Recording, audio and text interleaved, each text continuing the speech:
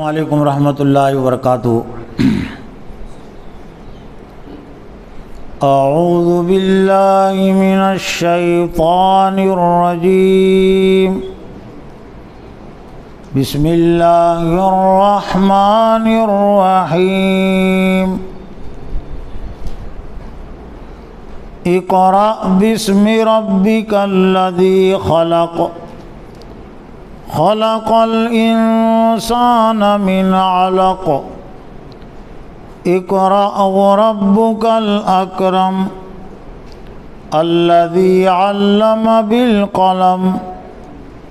علم الانسان ما لم يعلم، صدق اللہ العظیم۔ محترم اساتذہ اکرام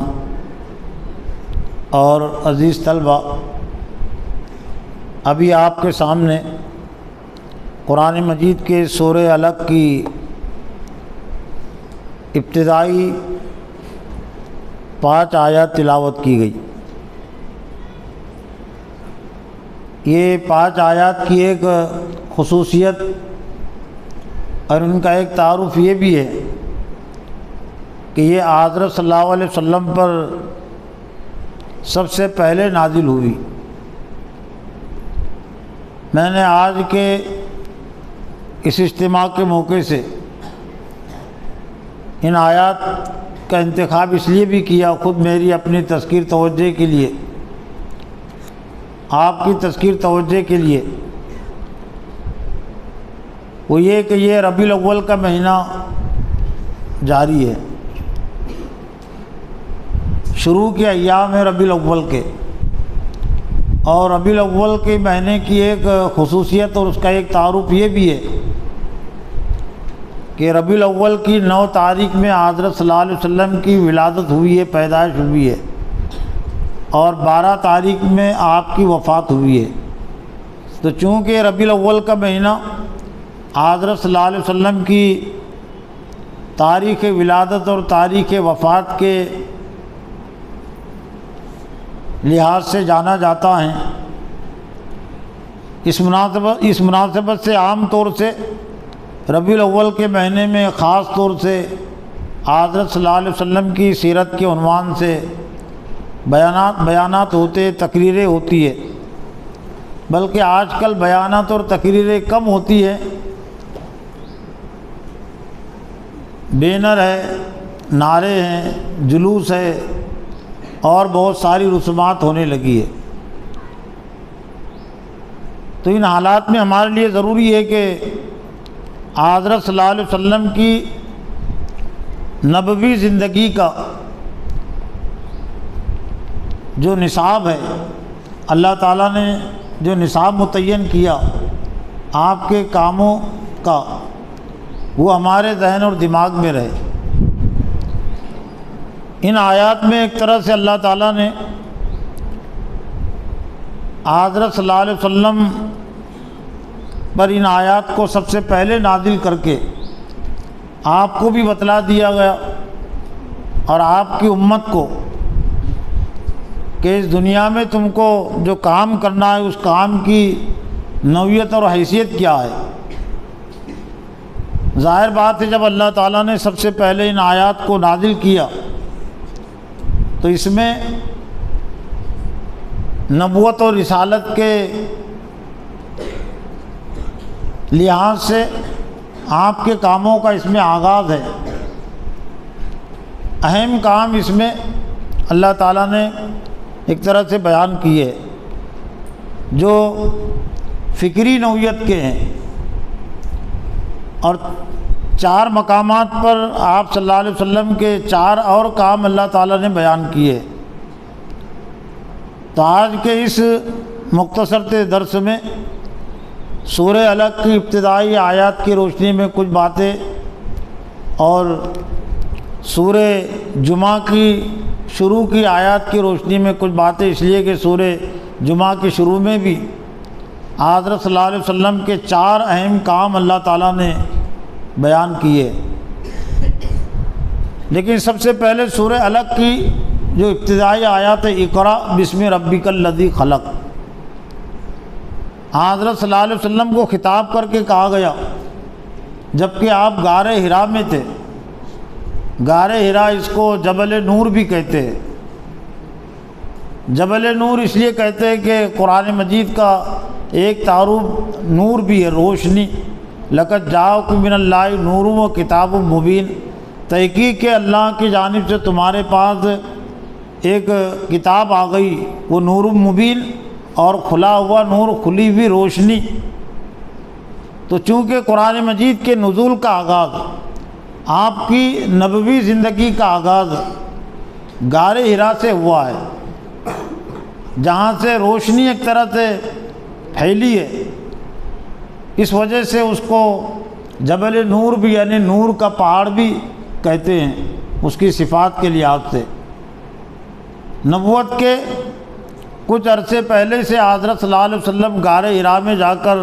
غور و فکر کیا کرتے تھے، اور ایک طرح سے یہ یکسوئی اور تنہائی اللہ کی طرف سے آپ کے لیے پسندیدہ بنا دی گئی تھی، اور اس لیے پسندیدہ بنا دی گئی تھی تاکہ آپ کے اندر قرآن مجید کے بوجھ کو اٹھانے کی طاقت اور قوت پیدا ہو۔ آپ کے دل کے اندر قرآن مجید کو سننا اور اپنے دل پر نازل کرنا اتنا آسان نہیں ہے، اس کے لیے بھی ایک طاقت اور قوت کی ضرورت پڑتی ہے۔ اللہ جس طرح سے عظیم ہے تو اللہ کا کلام بھی بہت عظیم ہے، اور انسان کا دل ہی اس کو متحمل کر سکتا ہے، اس کو اٹھا سکتا ہے۔ تو یہ جو غار حرا میں آپ نبوت سے 40 سال کی عمر کے کچھ عرصہ پہلے سے آپ جایا کرتے تھے،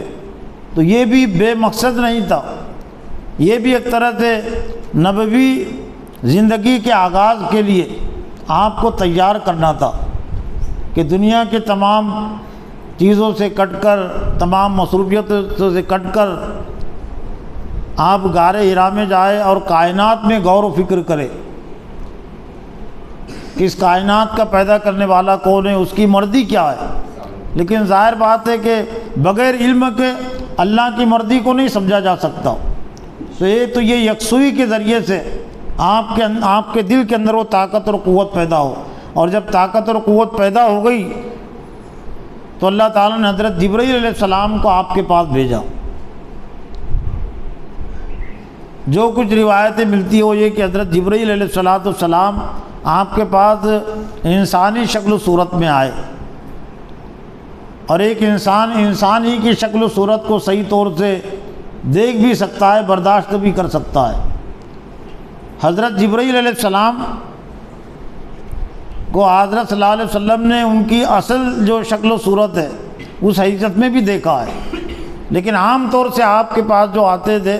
تو ایک انسانی شکل و صورت میں، بعض مورخین نے لکھے، یہ بات بھی لکھی ہے کہ ایک صحابی کا نام بھی ملتا ہے یہاں کلبی، تو عام طور سے ان کی صورت میں حضرت جبرائیل علیہ السلام آپ کے پاس آیا کرتے تھے، اور آنے کے بعد اقرا بسم ربک الذی خلق پڑھیے اپنے رب کے نام سے، یعنی گویا کہ آپ کے دل میں، آپ کے ذہن میں جو سوال پیدا ہو رہا تھا ایک طرح سے اسی کا جواب دیا گیا کہ میرا رب کون ہے، کائنات کا رب کون ہے، آسمان اور زمین کا رب کون ہے۔ تو اللہ تعالیٰ نے بتلا دیا کہ اسی رب کے نام سے پڑھیے، الذی خلق، جس نے پیدا کیا۔ اللہ کو اللہ کی حیثیت سے تو لوگ پہلے سے جانتے بھی تھے، لیکن اللہ کو اللہ کی حیثیت سے جان لینا، مان لینا کافی نہیں ہے۔ اللہ کو رب کی حیثیت سے جاننا اور ماننا ضروری ہے، اور رب کے جو معنی ہوتے ہیں فرما روا کے ہوتے ہیں، حکمراں کے ہوتے ہیں، قانون ساز کے ہوتے ہیں۔ جیسا ہر چیز کا ایک نام ہوتا ہے اور اس کا کچھ صفاتی مقام ہوتا ہے۔ ملک کا کوئی وزیر اعظم ہے، اس کا کوئی نام ہے، اس کا ایک عہدہ ہے، لیکن کسی کو صرف اس کے نام کی حیثیت سے مان لینا کافی نہیں ہوتا ہے۔ جیسے جماعت اسلامی کے اس وقت جو امیر ہے ان کا نام ہے سید سعادت اللہ حسینی، اب اگر کوئی جماعت اسلامی کا رکن اگر یہ کہے کہ میں سید سعادت اللہ کو سعادت اللہ حسینی کی حیثیت سے جانتا ہوں مانتا ہوں، لیکن امیر جماعت اسلامی ان کی حیثیت سے نہیں جانتا نہیں مانتا، تو جماعت اسلامی کیا کہیں گی اس کے متعلق؟ کہ آپ نے سید سعادت اللہ حسینی کو کہاں جانا کہاں مانا، حالانکہ وہ نام کو مان رہا ہے۔ ہندوستان کے اس وقت جو وزیر اعظم ہے اس کا نام ہے نریندر مودی، سنے ہوں گے نا آپ نے؟ مودی کی بجائے موزی کہنا زیادہ بہتر ہے۔ موزی کا نام سنے کہ نہیں؟ زیادہ فرق نہیں، یہ نام جڑ جاتا ہے مودی کا اس سے۔ موزی کہتے ہیں تکلیف دینے والے جانور کو۔ جانوروں کی دو قسمیں ہیں نا، جیسا موزی جانور یعنی سانپ بچھو کو موزی جانور کہتے ہیں، یعنی جو کاٹتے تکلیف دیتے ہیں۔ تو نریندر مودی، تو اگر کوئی کہے کہ میں نریندر مودی کو نریندر مودی کی حیثیت سے جانتا ہوں مانتا ہوں، لیکن ہندوستان کے وزیر اعظم پردھان منتری کی حیثیت سے نہیں جانتا نہیں مانتا، تو لوگ کیا کہیں گے اس کو؟ اس کی پارٹی کیا کہے گی کہ تم نے نریندر مودی کو مانا نہیں؟ اس لیے کہ نریندر مودی کو صرف نریندر مودی کی حیثیت سے جان لینا کافی نہیں ہے، ہندوستان کے پردھان منتری کی حیثیت سے وزیر اعظم کی حیثیت سے ماننا ضروری ہے، جاننا ضروری ہے۔ تو اسی طرح سے اللہ کو صرف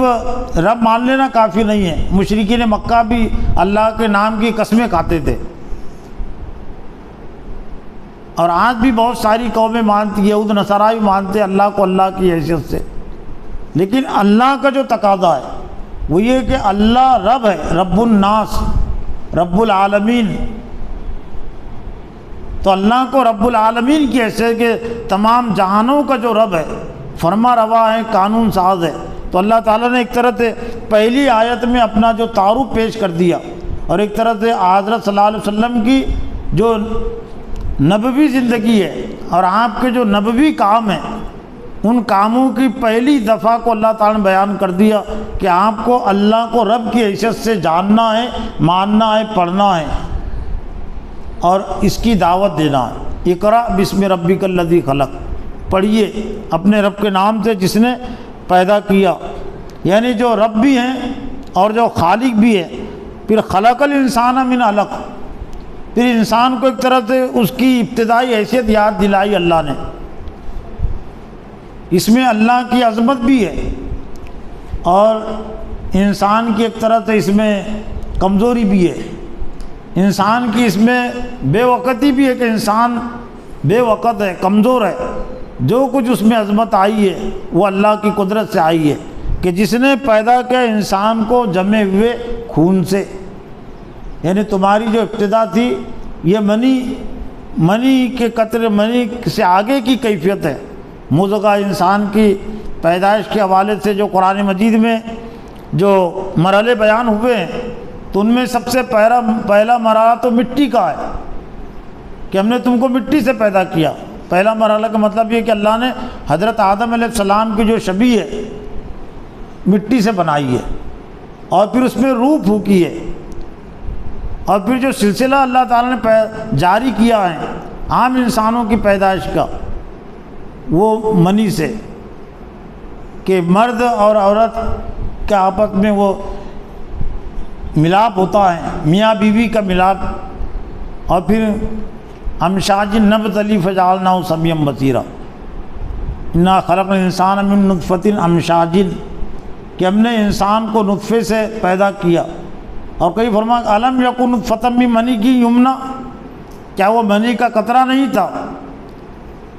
کہ جو ٹپکایا گیا؟ تو یہ منی سے آگے کی جو کیفیت ہوتی ہے پیدائشی لحاظ سے ماں کے رحم کے اندر، تو پھر وہی منی جمتی ہے، تو اس کا ترجمہ مفسر نے کیا کہ جمع ہوا خون، یعنی منی سے آگے کی جو کیفیت ہے۔ پھر مضغہ، پھر اللہ تعالیٰ اس پر گوشت چڑھاتا ہے، اور پھر اللہ تعالیٰ اس پہ ہڈی چڑھاتا ہے، فَقَسَوْنَا الْعِظَامَ لَحْمًا، اور پھر ہم اس پر گوشت، ہڈی پر گوشت چڑھا دیتے ہیں۔ اور پھر ایک انسان کو اللہ تعالیٰ ایک طرح سے پیدا کرتا ہے، خلق الانسان من علق، تو انسان کو اس کی ابتدا یاد دلائی کہ انسان کو اللہ نے پیدا کیا وہ تو ایک جمع ہوا خون تھا جس کی بہت زیادہ کوئی حیثیت نہیں تھی۔ پھر مزید اقرا کا لفظ پڑھنے کے لیے، جاننے کے لیے، سمجھنے کے لیے، سب کے لیے یہ استعمال ہوتا ہے۔ جو کچھ ابتدائی وحی کی حالت اور کیفیت احادیث میں سیرت کی کتابوں میں بیان ہوئی ہے وہ یہ کہ حضرت جبرائیل علیہ السلام نے جب آپ سے کہا کہ پڑھیے تو حضرت اللہ کے رسول فرمایا کہ ما انا بھی قاری، میں پڑھا ہوا نہیں ہوں، اور یقیناً حضرت صلی اللہ علیہ وسلم پڑھے ہوئے نہیں تھے۔ تو ایسا لگتا ہے کہ شروع میں حضرت جبرائیل علیہ السلام نے آپ کے 5 تحریر پیش کی تھی جس میں آیتیں لکھی ہوئی تھی، اور اس میں بھی بڑی مصلیحت تھی تاکہ کوئی آپ پر یہ الزام نہ لگا سکے کہ حضرت محمد صلی اللہ علیہ وسلم نے اس قرآن کو اپنے طور سے گھڑ لیا، اپنے طور سے آپ لکھتے ہیں اور لوگوں کے سامنے پیش کرتے ہیں۔ تو خود آپ کے ذریعے سے اللہ تعالیٰ نے یہ کہلوا دیا کہ حضرت محمد صلی اللہ علیہ وسلم لکھنا پڑھنا نہیں جانتے تھے، امی تھے آپ، جیسا کہ سورہ جمعہ کے شروع میں لقد فرمایا اللہ نے کہ هو الذی بعث فی الامیین رسولا منہم، کہ وہی اللہ ہے کہ جس نے امیوں میں انہی میں سے ایک رسول کو بھیجا، رسول نبی امی۔ آپ کے جو صفاتی ایک طرح سے جو نام ہیں ان میں سے نبی امی بھی ہے۔ امی کہتے بے پڑھا لکھا، لوگ عام طور سے بے پڑھے لکھے کو جاہل بھی کہہ دیتے ہیں، حالانکہ جاہل الگ چیز ہے۔ بہت سارے پڑھے لکھے بھی جاہل ہوتے ہیں، اور بہت سارے امی بھی جو ہے تو عالم ہوتے ہیں۔ عالم یعنی جاننے والے، وہ سن کر علم حاصل کرتے ہیں، ان کو لکھنا نہیں آتا، ان کو پڑھنا نہیں آتا، لیکن وہ عالم سے سنتے ہیں، علم والے جو سنتے ہیں اور سمجھتے ہیں اور وہ عالم بن جاتے ہیں۔ بہت سارے صحابہ اکرام کو بھی لکھنا پڑھنا نہیں آتا تھا، لیکن حضرت صلی اللہ علیہ وسلم سے وہ قرآن مجید کو سنتے تھے، سمجھتے تھے، اپنے دل میں محفوظ رکھتے تھے، تو وہ بھی اسلام کی نظر میں، اللہ کے نظر میں وہ عالم ہوتے ہیں۔ لیکن آج کے دور میں بہت سارے جو لکھے پڑھے ہیں وہ جاہل کی تعریف میں آتے ہیں۔ جاہل کن لوگوں کو کہتے ہیں؟ جو حق کا انکار کرتے ہیں، جو ہٹ درم ہوتے ہیں، صحیح اور سچی بات کو نہیں مانتے۔ تو چاہے ان کے پاس پھر علم کی ڈگریاں ہو، ڈاکٹری کی ڈگری ہو، ماسٹری کی ڈگری ہو، کوئی بڑا سائنسداں بھی ہو، بڑے بڑے سائنسداں بھی ہو، جاہل تھے۔ جاہل تھے مطلب یعنی ان کو دنیا کی سب چیزیں معلوم تھی، لیکن حق کو انہوں نے نہیں جانا، حق کا انکار کرتے تھے۔ تو وَإِذَا خَاطَبَهُمُ الْجَاهِلُونَ قَالُوا سَلَامًا، قرآن مجید میں کہا گیا کہ جب یہ اللہ کے رحمان کے جو محبوب بندے ہوتے وہ الجھتے نہیں، جب جاہل ان سے الجھتے ہیں، بحث و مباحثہ کرتے نہیں، خام کا جو بحث کرتے ہیں تو ان کو کہتے ہیں جاہل۔ تو جب جاہل ان سے الجھتے ہیں تو کہتے تھے سلام، قالوا سلاما، یعنی سلام مطلب یہ ایک طرح سے قطع تعلق کے لیے بھی لفظ استعمال ہوتا ہے کہ میں نے اس کو سلام کر دیا۔ اردو میں کہتے ہیں نا آدمی کے ہمارے تعلقات تھے لیکن اس نے ایسا کام کیا، میں نے اس کو پھر سلام کہہ دیا، سلام کر دیا۔ سلام کر دیا مطلب یہ کہ وہ السلام علیکم ورحمۃ اللہ جو ہم کہتے ہیں کہ تم پر سلامتی اور سلامتی کی دعا نہیں، یعنی میں نے تعلق توڑ لیا۔ تعلق کے توڑنے کے لیے استعمال ہوتا ہے وہ لفظ۔ تو خلق حضرت محمد صلی اللہ علیہ وسلم نے فرمایا کہ میں پڑھا ہوا نہیں ہوں، گویا کہ ابتدائی نبوت میں اللہ تعالیٰ نے آپ کے ذریعے سے کہلوا دیا تاکہ یہ بعد میں جو لوگ آپ پر الزام لگانے والے تھے، پھر بھی کچھ لوگوں نے الزام لگایا، الزامات کی کوئی حیثیت بھی نہیں ہوتی اور اس علمی زندگی میں اس کی کوئی حیثیت نہیں اور اس کا کوئی اعتبار نہیں ہے۔ حقیقت جو ہوتی ہے، حقیقت تبدیل نہیں ہوتی الزامات سے۔ کوئی جھوٹے الزامات لگائے، اندھی دشمنی، اندھی مخالفت کی کوئی حد اور انتہا نہیں ہوتی۔ آدمی جب کسی کی اندھی دشمنی مبتلا ہوتا ہے تو اس کی بھی کوئی حد نہیں ہوتی، مطلب اس کے گرنے کی، جھوٹ بولنے کی۔ تو حضرت محمد صلی اللہ علیہ وسلم پر بھی لوگ جو الزامات لگا دیتے تھے کہ یہ کوئی ان کو آ کے پڑھاتا ہے، کوئی جن، کوئی شیطان، اس کا سنتے ہیں، لکھتے لوگوں کے سامنے پیش کرتے ہیں، تو بعد میں آسانی کے ساتھ لوگ آپ پر یہ الزامات نہ لگا سکے، اس لیے ابتدائی نبوت میں اللہ تعالیٰ نے ایک طرح سے آپ سے یہ بھی کہلوایا، اقرا ربک الاکرم، پھر دوسری مرتبہ اور اقرا کا لفظ یعنی پڑھنے کا، توجہ کے لیے، جاننے اور سمجھنے کے لیے کہ آپ کا رب بہت اقرب، قریب، باعزت کے معنی میں استعمال ہوتا ہے۔ کرم، کریم یعنی کرم کرنے والا، احسان کرنے والا، اس کے معنی میں بھی اکرم کا لفظ استعمال ہوتا ہے کہ آپ کا جو رب ہے وہ اکرم ہے، معزز و مکرم بھی ہے، سب سے زیادہ مکرم، سب سے زیادہ قریب، کرم کرنے والا وہ آپ کا رب ہے۔ الذی علم بالقلم، جس نے علم دیا قلم کے ذریعے سے۔ علم دیا قلم کے ذریعے سے مطلب کیا کہ ایک تو قرآن مجید لوح محفوظ میں لکھا ہوا ہے، بل ہوا قرآن مجید فی لوح محفوظ، اور روایت میں بات ہی ملتی ہے کہ اللہ تعالیٰ نے سب سے پہلے قلم کو پیدا کیا جس سے لکھا جاتا ہے، اور پھر اس کو لکھنے کا حکم دیا، اور پھر جو اللہ نے لکھنے کا اس کو حکم دیا قلم، اللہ کے کن فیکون، اللہ کے حکموں کا کون انکار کرے گا؟ جتنی مخلوقات ہیں وہ اللہ کے حکموں کے تابع ہیں۔ صرف انسانوں اور جنوں کو اللہ تعالیٰ نے کچھ حد تک اختیار دیا ہے کہ چاہے وہ اطاعت کرے چاہے وہ اطاعت نہ کرے، لیکن اللہ کے علاوہ جتنی مخلوقات ہیں، چرندے پرندے، یہ سب کے سب اللہ کے حکموں کے تابع ہیں، وہ وہی کرتے جو اللہ تعالیٰ ان کو حکم دیتا ہے۔ تو اللہ نے سب سے پہلے قلم دیا، اور قلم کے ذریعے سے مطلب یہ قرآن مجید لکھا ہوا ہے، اور قلم کا علم صرف وہی ہے جو وہی الہی کا علم ہے۔ اس لیے دنیا میں جب تک خلافت تھی یہ عصری علوم اور دینی علوم یہ بات کی تقسیم ہے۔ پہلے جو تقسیم تھی علموں کی، علم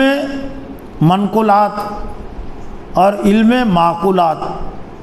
منقولات مطلب نقل سے منقول، تو منقول علم وہ صرف وہی کا علم ہے، وہ صرف وہ قرآن کا علم ہے، اور بعد میں احادیث کو بھی پھر لکھا گیا۔ اور جو عقل سے معقول یعنی جو اپنے ذہن اور دماغ سے جو نکالے گئے علم، ان کو کہتے ہیں معقولات۔ یہ تقسیم تھی۔ آج ان کو جو عصری علوم جن کو کہتے ہیں وہ علم معقولات، کہ لوگوں نے غور و فکر کیا کسی چیز میں اور پھر اس کے متعلق انہوں نے ایک معلومات دی لوگوں کو۔ سائنسداں جتنے بنے ہیں وہ کتابیں پڑھ کر نہیں بنے، وہ غور و فکر تھے، ان کا علم قلم کا علم نہیں تھا۔ قلم کا علم صرف وہی الہی کا علم ہے، قرآن کا علم ہے، قلم کا علم۔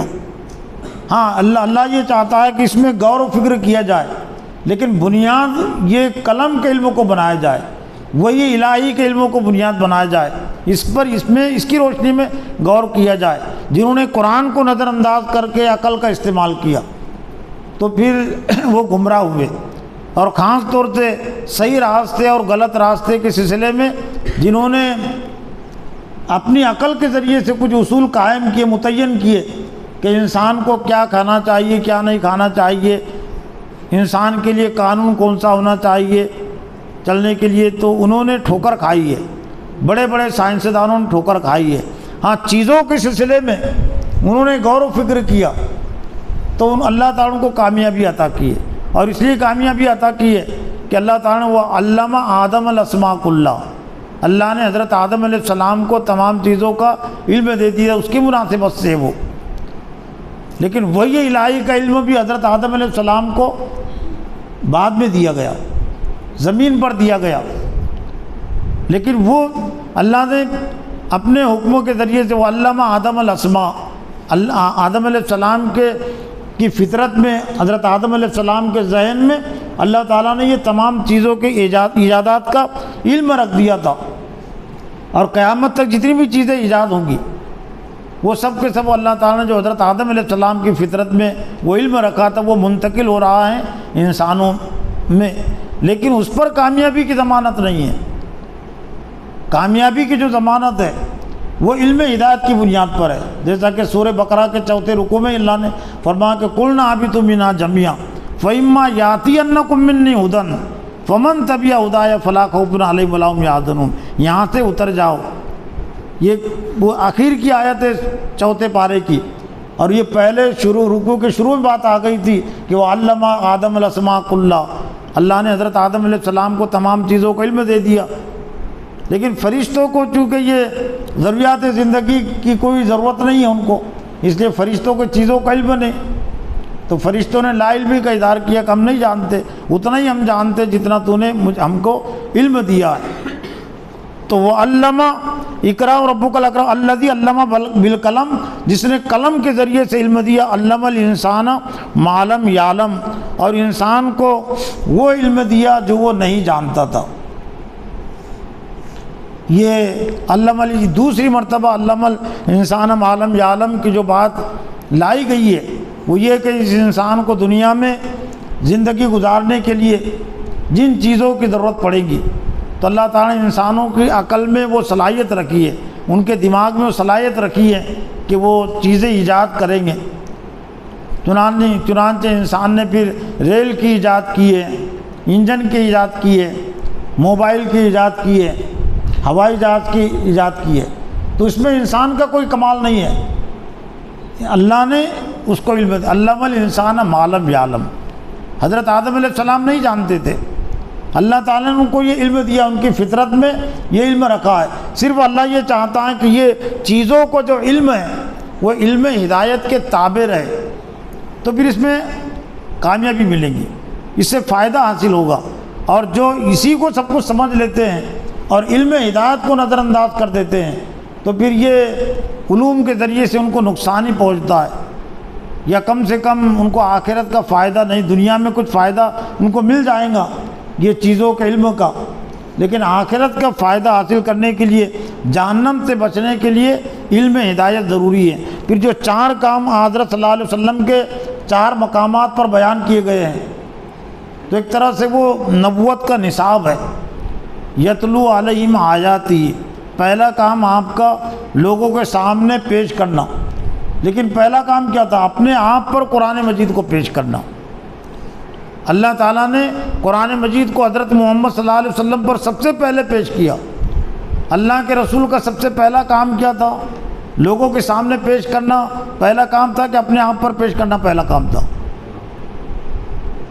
خود سمجھنا، قرآن اللہ کے کلام کو سننا سمجھنا، یہ آپ کا پہلا کام تھا۔ عمل کرنا دوسرا کام، خود آپ عمل کرتے تھے، اور پھر تیسرا کام تھا آپ کا لوگوں کے سامنے اس کو پیش بھی کرتے تھے۔ یتلو علیہم آیاتی، اللہ کے آیات کو، اللہ کے احکام کو پیش کرنا۔ وَيُعَلِّمُ الْكِتَابَ وَالْحِکْمَةَ، اور کتاب اور حکمت کی تعلیم دینا، کہ جو باتیں صرف الفاظ سے معنی سے واضح نہیں ہوتی، سمجھ میں نہیں آتی، تو آپ اس کی تفسیر کرتے تھے، اس کی تشریح کر کے آپ بتاتے تھے۔ حکمت فہم اور بصیرت کو کہتے ہیں۔ وہ یزکیہم، اور چوتھا اللہ کے رسول کا جو کام تھا ان کا تزکیہ کرنا، ان کے ذہن اور دماغوں کو گناہوں سے پاک اور صاف کرنا، ان کے عقیدے میں جو کفر کی باتیں ہیں ذہن اور دماغ میں، تو یہ تمام گندگیوں کو ان کے ذہن اور دماغوں سے نکالنا، یہ حضرت صلی اللہ علیہ وسلم کا ایک اہم اور بنیادی کام تھا۔ اور پھر اللہ نے سورہ جمعہ میں جو فرمایا، وَآخَرِينَ مِنْهُمْ لَمَّا يَلْحَقُوا بِهِمْ وَهُوَ الْعَزِيزُ الْحَكِيمُ، بعد میں آنے والوں کے بھی یہی 4 کام ہیں، یعنی ہم سب کے یہ 4 کام ہیں۔ ہم سب سے پہلے اللہ کے کلام کو اپنے آپ پر پیش کریں، ہم سب سے پہلے اللہ کی کتاب کو سمجھیں، حکمت کو سمجھیں، ہم اپنا تزکیہ کریں، گناہوں سے اپنے ذہن اور دماغوں کو پاک اور صاف کریں، اور پھر یہی 4 کام ہم لوگوں سے متعلق یہ کرتے رہیں۔ تو یہ چند باتیں ان آیات کی روشنی میں میں نے اپنے آپ پر بھی پیش کی، آپ کے سامنے پیش کی۔ اللہ سے دعا ہے کہ اللہ تعالیٰ مجھے اور آپ کو حضرت صلی اللہ علیہ وسلم کے یہ جو بنیادی کام ہے ان کو سمجھنے کی اور دوسروں کو سمجھانے کی توفیق عطا فرمائے۔ وآخر دعوانا الحمد للہ رب العالمین۔